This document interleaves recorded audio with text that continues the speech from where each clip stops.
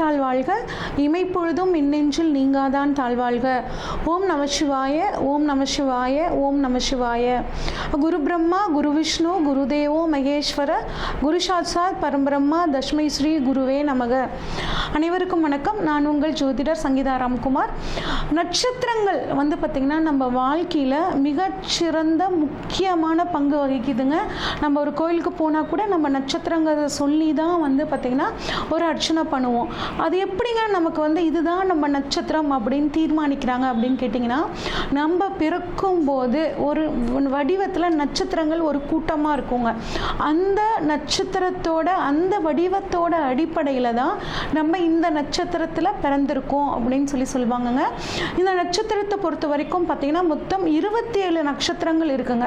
இந்த 27 நட்சத்திரம் பார்த்திங்கன்னா ஒவ்வொரு கிரகத்துக்கும், அதாவது நவகிரகங்கள் அப்படிங்கிறது 9ங்க, ஒவ்வொரு கிரகத்துக்கும் 3 நட்சத்திரங்கள் அப்படின்னு சொல்லி வகைப்படுத்தி வச்சுருக்காங்க.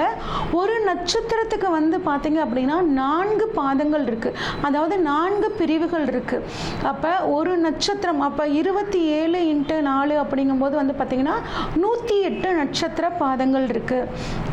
இப்போ இப்போ நட்சத்திரங்களுக்கான குணநலங்கள் எப்படி இருக்கும், ஒவ்வொரு நட்சத்திரத்தில் பிறந்தவங்க எப்படி இருப்பாங்க, என்ன தொழில் பண்ணலாம், எந்த விஷயங்களை செய்யலாம், எந்த விஷயங்களை இவங்க செய்யக்கூடாது, என்ன கலரை பயன்படுத்தலாம், எந்த தெய்வத்தை இவங்க வழிபடலாம், இவங்களுக்கு அதிர்ஷ்டம் தரக்கூடிய தெய்வங்கள் என்னென்ன, இவங்க என்ன மரம் வளர்க்கலாம், என்ன உணவு சாப்பிடலாம், அது மட்டும் இல்லாமல் என்ன பறவைகளுக்கு இவங்க நல்லது பண்ணால் நல்லது, எந்த சித்தர் வழிபாட்டு முறை இவங்களுக்கு நல்லது அப்படிங்கிறது தான் நம்ம முழுமையாக இந்த வீடியோவில் பார்க்குறோங்க.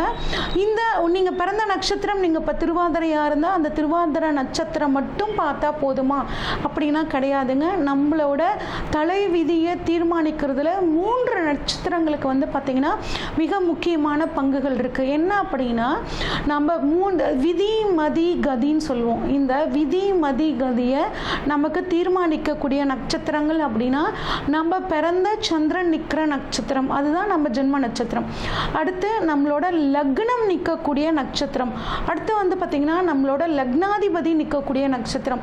இந்த 3 நட்சத்திரங்களும் தான் நம்மளோட தலைவிதியை தீர்மானிக்கக்கூடிய நட்சத்திரங்கள். அப்போ உங்களோட ஜாதகத்தை எடுத்து இந்த 3 கிரகங்களும், அதாவது உங்கள் லக்னம் எங்கே நிற்குது, லக்னாதிபதி எங்கே நிற்குது, உங்கள் சந்திரன் எங்கே நிற்குது, இது 3ஐயும் தெரிஞ்சுக்கிட்டு அந்த நட்சத்திரக்குரிய வீடியோவை கேளுங்க, அதற்குரிய வழிபாட்டு முறைகளை ஃபாலோ பண்ணுங்கள், அதற்குரிய பரிகாரங்களை ஃபாலோ பண்ணும்போது உங்கள் வாழ்க்கை பார்த்திங்கன்னா ரொம்ப சிறப்பாக மாறுங்க. இப்போ ஒவ்வொரு நட்சத்திரத்துக்கும் உண்டான பலன்களை வரிசையாக பார்ப்போம். மகம் நட்சத்திரம் பார்த்திங்கன்னா 27 நட்சத்திரங்களில் 10வது நட்சத்திரம் மக நட்சத்திரம். மகம், அஸ்வினி, மகம், மூலம், இது 3ம் பார்த்திங்கன்னா கேதுவோட நட்சத்திரம். கேதுவோட நட்சத்திரத்தில் 2வது நட்சத்திரம் மகம் நட்சத்திரம். இந்த மகம் நட்சத்திரம் பார்த்திங்கன்னா சிம்ம ராசியில் இருக்கக்கூடிய நட்சத்திரம். மக நட்சத்திரத்துக்கு அதிபதி பார்த்திங்கன்னா கேதுவாகவும், சிம்ம ராசிக்கு அதிபதி சூரியனாகவும் இருக்கனால சூரியன் ப்ளஸ் கேது காம்பினேஷனில் இவங்க பிறந்திருப்பாங்க. இந்த மக நட்சத்திரம் பார்த்திங்கன்னா 5 நட்சத்திரங்கள் சேர்ந்து உருவான ஒரு நட்சத்திரங்க. இந்த மகத்தில் பிறந்தாங்கன்னா ஜகத்தை ஆளலாம் அப்படின்னு சொல்லுவாங்கங்க. இப்போ மகத்தில் பிறந்தவங்க எல்லாருமே பார்த்திங்கன்னா ஜகத்தை ஆளலாமா அப்படின்னு கேட்டால் அது கொஞ்சம் கஷ்டம்தாங்க. ஆனாலும் இவங்க இருக்கிற இடத்துக்கு இவங்க தலைமை பொறுப்பேற்று நடத்தக்கூடிய ஒரு யோகம் இவங்களுக்கு கிடைக்குங்க. நினைச்சதை முடிக்கிற ஒரு வல்லமை இவங்களுக்கு கிடைக்கும். அதே மாதிரி இவங்களை பொறுத்த வரைக்கும் பார்த்திங்கன்னா அடிக்கடி ஒரு கற்பனை உலகத்துக்கு நீங்கள் போயிடுவீங்க. அதே மாதிரி பேசியே ஜெயிக்கக்கூடிய ஒரு ஆற்றல் பார்த்தா இந்த மக நட்சத்திரக்காரங்களுக்கு இருக்கும். வாழ்க்கையில் சாதிக்கணுங்கிற ஒரு எண்ணம் கிடையாதுங்க, இவங்களுக்கு ஒரு வெறி இருக்கும். போன ஜென்மத்தில் யாரெல்லாம் கலைத்துறை, உணவுத்துறை சம்மந்தப்பட்டு, தண்ணி சம்மந்தப்பட்டு ஒரு ஜோதிடராகவோ அது மட்டும் இல்லாமல் ஒரு டீச்சராகவோ இருந்திருக்கிறதுக்கான வாய்ப்புகள் ரொம்ப அதிகமாக இருக்குங்க. இந்த மகம் நட்சத்திரத்தில் பிறந்தவங்களோட குடும்பத்தில் பரணி நட்சத்திரம், மகம் நட்சத்திரம், கேட்டை நட்சத்திரம், உத்திரட்டாதி நட்சத்திரம் சம்மந்தப்பட்டு அதிகமாக இருக்குங்க. இது உங்களோட ராசி லக்னமே நிற்கக்கூடிய நட்சத்திரமாக கூட வந்து பார்த்திங்கன்னா இந்த நட்சத்திரங்கள் இருக்கிறதுக்கான வாய்ப்புகள் இருக்குது. இந்த மக நட்சத்திரக்காரங்க வந்து பார்த்திங்கன்னா ஒரு பாரம்பரிய தேடல் இவங்ககிட்ட இருக்கும், ஒரு ஆன்மீக தேடல். மக நட்சத்திரத்தோட ஒரு நெகட்டிவ் என்ன அப்படின்னு சொல்லி பார்த்தோம்னாங்க, குலதெய்வ தோஷம் இவங்களுக்கு இருக்காது. என்கிட்ட வந்து நிறைய பேர் வந்து பார்த்திங்கன்னா இந்த மக நட்சத்திரக்காரங்க எனக்கு குலதெய்வமே தெரியலைங்க அப்படிம்பாங்க. இல்லைன்னா குலதெய்வத்தோட வந்து கொஞ்ச நாள் வந்து வழிபடாமல் எங்கள் முன்னோர்கள் விட்டுட்டாங்கங்க, இப்போ நாங்களும் சரியாக குலதெய்வம் கோயிலுக்கு போகிறது இல்லைங்க, அந்த மாதிரி ஒரு சொல்லக்கூடிய ஒரு அமைப்புங்க. குலதெய்வ தோஷம் அப்படிங்கிறது இவங்களுக்கு இருக்குங்க. அந்த குலதெய்வ தோஷத்தை நீக்கி ஆகணும் அப்படிங்கிற விதி யாருக்கு இருக்குன்னா இவங்க குடும்பத்தில் மக நட்சத்திரக்காரங்க தாங்க. எந்த ஒரு குடும்பத்தில் மகம் நட்சத்திரம் பிறக்குதோ அந்த குடும்பத்தில் குலதெய்வ தோஷத்தை நீக்க பிறந்தவர்கள் தான் இந்த மகம் நட்சத்திரக்காரங்க. அதனால் உங்கள் குலதெய்வத்தோட தோஷம் என்னன்னு தெரிஞ்சுக்கிட்டு அதற்கு உண்டான வழிபாட்டு முறைகளை வந்து நீங்கள் ஃபாலோ பண்ணீங்க அப்படின்னா உங்களுக்கு இருக்கக்கூடிய பிரச்சனைகள் படிப்படியாக தீர ஆரம்பிக்குங்க. அதே மாதிரி மற்றவங்க விஷயத்தில் மற்றவங்க வந்து இவங்களோட விஷயத்தில் தலையிடுறது சுத்தமாக வந்து உங்களுக்கு பிடிக்கவே பிடிக்காதுங்க. நல்ல தன்னம்பிக்கை உங்ககிட்ட இருக்கும். அதே மாதிரி குறிப்பிட்ட வயசுக்கு அப்புறம் ஒரு ஆன்மீக நாட்டம், அடுத்தவங்களை கட்டுப்படுத்தி தன்னோட கண்ட்ரோலுக்குள்ளே வச்சுக்குவாங்க. ஏன்னா சூரியனோட வீடுங்க, அதனால் சூரியன்கிட்ட இருக்க அந்த ஆளுமை தன்மை இவங்ககிட்ட இருக்கும். தான் சொல்கிறத அடுத்தவங்க கேட்கணும் அப்படின்னு நினைப்பாங்கங்க. ஆனால் இவங்க சொல்கிற விஷயங்களும் அப்படி தான் இருக்கும். அடுத்தவங்க ஏற்றுக்கிற மாதிரியான விஷயங்களை இவங்க சொல்லுவாங்கங்க. அதே மாதிரி அடுத்தவங்க கிட்ட அடங்கி போக மாட்டாங்க. அன்பால் மட்டும்தான் இவங்களை வந்து கட்டுப்படுத்த முடியும். ஒரு அதிகாரம் பண்ணியோ இல்லை திட்டியோ இவங்ககிட்ட வேலை வாங்க முடியாதுங்க. அன்பாக பேசினா மட்டும்தான் இவங்ககிட்ட ஒரு காரியம் நடக்கும். குறிப்பாக ஞாயிற்றுக்கிழமைகளில் வந்து பார்த்திங்கன்னா இவங்க எந்த ஒரு முக்கியமான விஷயத்தையும் செய்யக்கூடாதுங்க. இவங்க நிறைய ட்ராவல் பண்ணுவாங்க. குறிப்பாக மலை சார்ந்த பகுதிகளுக்கு அதிகமாக ட்ராவல் பண்ணக்கூடிய அமைப்பு. நிறைய பேருக்கு வந்து பார்த்திங்கன்னா இவங்களுக்கு கண் பிரச்சனை இருக்கும், கண்ணாடி போடக்கூடிய ஒரு அமைப்பு இருக்குங்க. நல்ல சாமர்த்தியசாலிகளாக இருப்பாங்க. தெய்வ நம்பிக்கை இவங்களுக்கு வந்து பார்த்திங்கன்னா கொஞ்சம் அதிகமாகவே இருக்குங்க. குறிப்பாக வந்து பார்த்திங்கன்னா பித்ரு கடன் அப்படிங்கிறது இவங்க வச்சுருப்பாங்கங்க. கரெக்டாக பித்ரு தோஷத்துக்கான பரிகாரங்கள் இவங்க பண்ணிக்கிறது ரொம்பவே நல்லதுங்க. வாழ்க்கையை நல்லா அனுபவிக்கணும், ஜாலியாக இருக்கணும் அப்படின்னு நினைப்பாங்க. பல துறை ஞானம் வந்து இவங்களுக்கு இருக்கும். இவங்க படிப்பு ஒன்றாக இருந்தாலும் நிறைய விஷயங்களை தெரிஞ்சு வச்சுக்கணும் அப்படின்னு நினைப்பாங்க. அதே மாதிரி உண்மைக்கு புறம்பான விஷயங்களை கண்டா இவங்களால பொறுத்துக்கவே முடியாதுங்க. உடனே அதை எதிர்த்து நிற்பாங்க. யார் என்னென்னலாம் பார்க்கவே மாட்டாங்க. பிரதிபலன் பாராமல் அடுத்தவர்களுக்கு உதவி செய்யக்கூடியவர்களாக இவங்க இருப்பாங்க. இவங்களுக்கான தொழில் அப்படின்னு சொல்லி பார்த்தோம்னா இவங்க அரசாங்க உத்தியோகத்தில் நிறைய இருப்பாங்க. ட்ராவல் ஏஜென்சி, நிறைய மியூசிஷியன் வந்து அதாவது இசைத்துறையில் இருக்கிறவங்க நிறைய பார்த்திங்கன்னா இந்த மகம் நட்சத்திரத்தில் இருப்பாங்க. டான்ஸு, அதுவும் இல்லாமல் ஆர்டிஸ்ட்ஸு, பியூட்டிஷியன், அழகு கலை நிபுணர்கள் இருக்காங்களே அவங்களும் வந்து பார்த்திங்கன்னா இந்த மகம் நட்சத்திரத்தோடு சம்மந்தப்பட்டிருப்பாங்க. உணவுத்துறையில் இருக்கிறவங்க, அதே மாதிரி சைக்காலஜிஸ்ட், நிறைய வந்து சைக்காலஜி ஆலோசகர் கன்சல்டண்ட்டாக இருக்காங்க பார்த்திங்களா, அவங்க எல்லாம் இந்த மக நட்சத்திரத்தில் பிறந்தவங்களாக இருப்பாங்க. இந்த பெண்கள் எப்படி இருப்பாங்க அப்படின்னா கொஞ்சம் கோபம் இருக்கும், கொஞ்சம் கர்வமும் இருக்கும். அந்த கர்வத்துக்கு தகுந்த மாதிரியான ஒரு கெப்பாசிட்டி வந்து இவங்ககிட்ட இருக்கும். அடுத்து வந்து பார்த்திங்கன்னா வீட்டு வேலையை சூப்பராக செய்வாங்க. உத்தியோகத்துலேயும் பார்த்திங்கன்னா இவங்க எல்லா விஷயத்தையும் பர்ஃபெக்டாக செய்வாங்க. அதேமாதிரி அடுத்தவங்களுக்கு உதவி பண்ணும்போது பிரதிபலன் பார்க்காம அவங்க நமக்கு உதவி பண்ணுவாங்களா திருப்பி அப்படின்லாம் யோசிக்க மாட்டாங்க. நல்ல உதவக்கூடிய ஒரு குணம் இவங்களுக்கு இருக்குங்க. நிறைய மக நட்சத்திர பெண்கள் வந்து பார்த்திங்கன்னா அரசியல்வாதியாவோ இல்லை வந்து பார்த்திங்கன்னா அரசாங்க உத்தியோகத்தில் உயர் பதவியிலையோ இருக்கக்கூடிய யோகம் இந்த மக நட்சத்திர பெண்களுக்கு சூப்பராக இருக்குது. இந்த மக நட்சத்திரத்துக்கான மரங்கள், தெய்வங்கள் இதெல்லாம் என்னன்னு சொல்லி பார்ப்பாங்க. அதுக்கு முன்னாடி வந்து பார்த்திங்கன்னா இந்த மக நட்சத்திரக்காரங்களுக்கான தசை ஃபஸ்ட்டு அவங்க பிறந்த தசை அப்படின்னு பார்த்தோம்னா கேது தசைங்க. இது 7 வருடங்க. அடுத்து வரக்கூடிய சுக்கிர தசை வந்து பார்த்திங்கன்னா 20 வருடங்கள். சுக்கிரன் வந்து பார்த்திங்கன்னா இவங்க ஜாதகத்தில் மறைஞ்சிருந்தா இவங்களுக்கு நல்லாயிருக்கும் வந்து 20 வருஷம். ஏன் அப்படின்னா வந்துட்டு சிம்மத்துக்கு சூரியனுக்கும் சுக்கிரனுக்கும் கொஞ்சம் பகை. அதனால் பகை பெற்ற கிரகம் போய் மறைஞ்சிருந்த தசை நடத்தும் பார்க்கும்போது இவங்களுக்கு அந்த திசை யோகமாக இருக்கும்.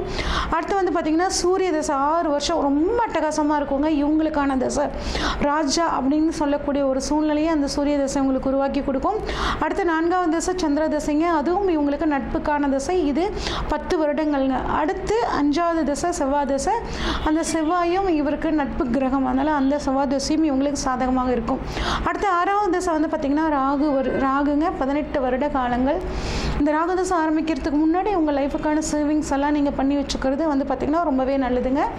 இப்போ உங்களுக்கான மரம் அப்படின்னு சொல்லி பார்த்தோம்னா ஆலமரம்ங்க. ஆலமரம் இருக்கிற இடத்துக்கு அடிக்கடி போயிட்டு வர்றது, குறிப்பாக உங்களுக்கு வந்துட்டு மகம் நட்சத்திர நாளில் ஆலமரத்துக்கு அடியில் இருக்கிறது, இல்லை மனசு கொஞ்சம் கவலையாக இருக்கிற மாதிரி இருந்தீங்கன்னா ஒரு ஆலமரத்துக்கு அடியில் போய் இருந்துட்டு வர்றது உங்களுக்கு நல்லது பண்ணுங்க. அடுத்து உங்களுக்கான பூ அப்படின்னு சொல்லி பார்த்தீங்கன்னா மல்லிகை பூ. மல்லிகை செடி மகம் நட்சத்திர நாளில் நட்டு வளர்த்துறது, அதிலிருந்து பூவை எடுத்து சாமிக்கு சாத்தி வழிபாடு பண்ணுறது உங்களுக்கு மிகச்சிறந்த ஒரு யோகத்தை கொடுக்குங்க. உங்களுக்கான மிருகம் அப்படின்னா எலிங்க. எலி நாங்கள் வளர்த்த முடியுமாங்க அப்படின்னு கேட்டால் இல்லைங்க. விநாயகர் கோயிலுக்கு போயிட்டு, ஏன்னா மகம் கேதுவோட நட்சத்திரம், கேதுக்கு அதிபதி யார் அப்படின்னா விநாயகர். விநாயகர் கோயிலுக்கு போயிட்டு விநாயகர் கோயிலில் இருக்கக்கூடிய அந்த எலியை நீங்கள் வழிபடுறது ரொம்பவே நல்லது. உங்களுக்கான பறவை அப்படின்னா கழுகுங்க. கழுகை வளர்த்த முடியாதுங்க, ஆனால் அதுக்கு பதிலாக கீச்சைன்லையோ இல்லை ஃபோட்டோவோ வச்சு கழுகு அடிக்கடி பார்த்துக்கிறது ரொம்பவே நல்லதுங்க. உங்களுக்கான தெய்வம் அப்படின்னா சுக்கிரனுக்கு உண்டான மகாலட்சுமி. வெள்ளிக்கிழமை மகாலட்சுமி தாயார் வழிபாடு பண்ணுறது உங்களுக்கு ஒரு மிகச்சிறந்த ஒரு யோகத்தை கொடுக்கும். அடுத்து உங்களுக்கான உணவு அப்படின்னா கீரை சார்ந்த வகைகளில் வந்து உணவு வகைகளை அடிக்கடி உணவில் சேர்த்துக்கோங்க. அதே மாதிரி உங்களுக்கான பழங்கள் அப்படின்னா நீர் பூசணிக்காய், அது காய் நீர் பூசணிக்காய். பழங்கள் அப்படின்னா மாம்பழம் வந்து உங்களுக்கு நல்லதுங்க. மாங்காய், மாம்பழம் இதை வந்து நீங்கள் உணவில் எடுத்துக்கலாம். அதே மாதிரி உங்களுக்கான பலகாரம் அதிரசத்தை நீங்கள் அடிக்கடி சாப்பிட்றது, மகம் நட்சத்திரம் நல்ல அதிரசத்தை தானம் பண்ணுறது உங்களுக்கு ரொம்பவே நல்லதுங்க. உங்களுக்கான பூ மல்லிகை பூன்னு சொன்னேன். மல்லிகை செடி வளர்த்துறது ரொம்ப நல்லதுங்க. உங்களுக்கான வேதை அப்படின்னா வேத நட்சத்திரம் ரேவதி நட்சத்திரம். ரேவதி நட்சத்திரனால நீங்கள் முக்கியமான விஷயங்களை தவிர்த்துக்கிறது ரொம்பவே நல்லது. லைஃப் பார்ட்னரும் உங்களுக்கு ரேவதி வேண்டாங்க, பிஸ்னஸ் பார்ட்னர்ஸும் உங்களுக்கு ரேவதி வேண்டாம், தவிர்த்துக்கோங்க. உங்களோட வெற்றி சின்னம் விசிட்டிங் கார்டில் இல்லை உங்கள் ஆஃபீஸில் இந்த சின்னங்களை பயன்படுத்தினா நீங்கள் ஜெயிக்கலாம் அப்படின்னா ஊஞ்சல், அது மட்டும் இல்லாமல் ஆலமரத்தோட சிம்பல், உங்களோட முன்னோர்கள் யாராவது இருந்தால் அவங்களோட படம், உங்களுக்கு பிடிச்ச முன்னோர்கள் இருந்தால் அவங்கள வந்து நீங்கள் அந்த படத்தை நீங்கள் வச்சுக்கிறது, அடிக்கடி எலுமிச்சை, தேன், ஆரஞ்சு பழம், அடிக்கடி காஃபி குடிக்கிறது. முக்கியமாக ஒரு பிஸ்னஸ் மீட்டிங் பேசும்போது கரெக்டாக அந்த விஷயத்தை பேசும்போது காஃபி குடிச்சிட்டு பேசுகிறது உங்களுக்கு வந்து பார்த்திங்கன்னா அது சாதகமாக மாற்றி கொடுக்கும். திராட்சை, பன்னீர் சம்மந்தப்பட்ட வந்து அது விஷயங்களை அதிகமாக பயன்படுத்திக்கிறது. புக்ஸ் வாங்கி புக்ஸு படிக்கிறது, உங்கள் ஆஃபீஸ் ரூமில் நிறைய புக்ஸ், உங்கள் தொழில் சம்மந்தப்பட்ட புக்ஸை வாங்கி வச்சுக்கிறது, இதெல்லாம் உங்களுக்கு வந்து பார்த்திங்கன்னா ஒரு நல்ல அதிர்ஷ்டத்தை கொடுக்குங்க. உங்களுக்கான நட்சத்திர கோவில் அப்படின்னு சொல்லி பார்த்தோம்னா விராலிப்பட்டியில் இருக்கக்கூடிய ஸ்ரீ மகாலிங்கேஸ்வரர். அடுத்து வந்து பார்த்திங்கன்னா திருவெண்காடு ஸ்ரீ ஸ்வேதாரண்யேஸ்வரர் கோவிலுங்க. இந்த 2 கோயிலும் உங்களோட நட்சத்திரத்துக்கான கோவில்கள்ங்க. இது வந்து வாழ்நாளில் ஒரு தடவையாவது இந்த கோயில்களுக்கு போயிட்டு வாங்க, உங்களுக்கு ஒரு நல்ல யோகத்தை கொடுக்கும். அது மட்டும் இல்லாமல் உங்களுக்கு அதிர்ஷ்டத்தை தரக்கூடிய கோவில் அப்படின்னு சொல்லி பார்த்தோம்னாங்க ஸ்ரீவல்லிபுத்தூரில் இருக்கக்கூடிய ஆண்டாள் கோவில், திருத்தங்கல்ல இருக்கக்கூடிய கோவில், திருவலங்காடில் இருக்கக்கூடிய கோவில் வந்து பார்த்திங்கன்னா உங்களுக்கு மிகச்சிறந்த அதிர்ஷ்டத்தை கொடுக்கும். உங்களுக்கான கலர் அப்படின்னு பார்த்தோம்னா ஐவரி கலருங்க, ஆஷ் கலருங்க, light blue colour. Ivory, ash, light blue இது 3ம் உங்களுக்கு வந்து பார்த்திங்கன்னா சாதகமான கலர்.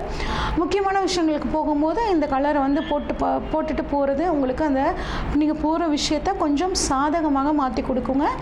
உங்களுக்கான கலர் அப்படின்னு நம்பர்ஸ் அப்படின்னு பார்த்தோம்னா 6, 6ஆம் எண், 4ஆம் எண், 1ஆம் எண் இந்த 3 நம்பரும் உங்களுக்கு லக்கி நம்பர்ஸாக இருக்குங்க.